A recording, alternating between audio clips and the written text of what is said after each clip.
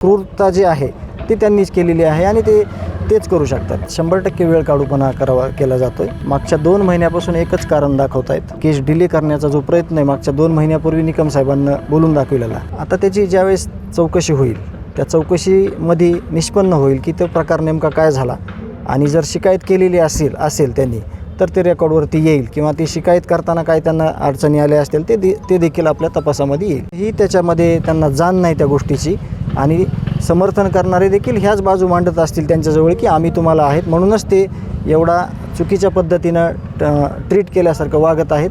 परंतु ते त्यांचा प्रश्न आहे. मग आरोपी त्याच पद्धतीनं झालेले ते त्यावर आपल्याला काय बोलावं आपण आपल्याला शब्द नाहीत त्या गोष्टी बोलायला कारण ती क्रूरता जी आहे ती त्यांनीच केलेली आहे आणि तेच करू शकतात.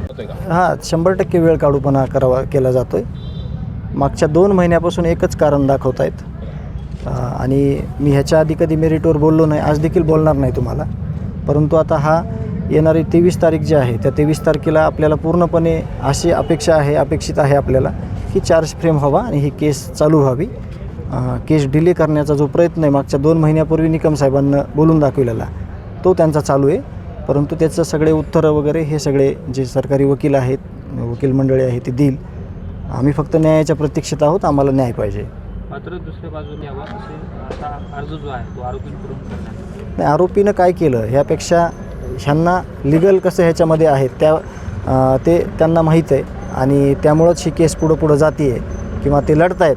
त्यामुळं त्याचं उत्तर अधिकृत निकम साहेब ज्यावेळेस येतील 23 तारखेला ते अपेक्षित आहे देणं आणि ते देतील. आता प्रत्येक सुनावणीच्या वेळी एखादा आरोपी जो आहे तो आजारी दाखवला जातो. आज देखील सुदर्शन गुले असेल मागच्या वेळेस प्रतीकच्या संदर्भातला विषय होता. आता याच्यावर सुद्धा कठोर पाऊल उचलणं हे माननीय न्यायालयाने ठरवावं. कारण का ह्याच्यात असं होतं आहे की कुणीतरी चक्कर आल्याचं नाटक करतं आहे. त्याची ECG एकदम क्लिअर येते आहे.